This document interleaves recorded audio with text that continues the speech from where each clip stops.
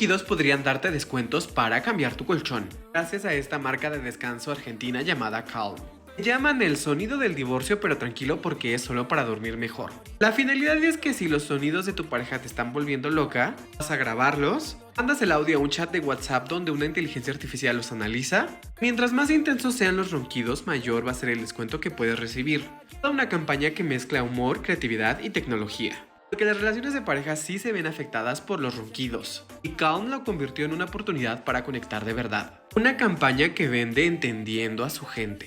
Si estuvieras en Argentina, ¿sí lo harías? ¿Grabarías los ronquidos de tu pareja por descuento? ¿Qué opinas de esta campaña?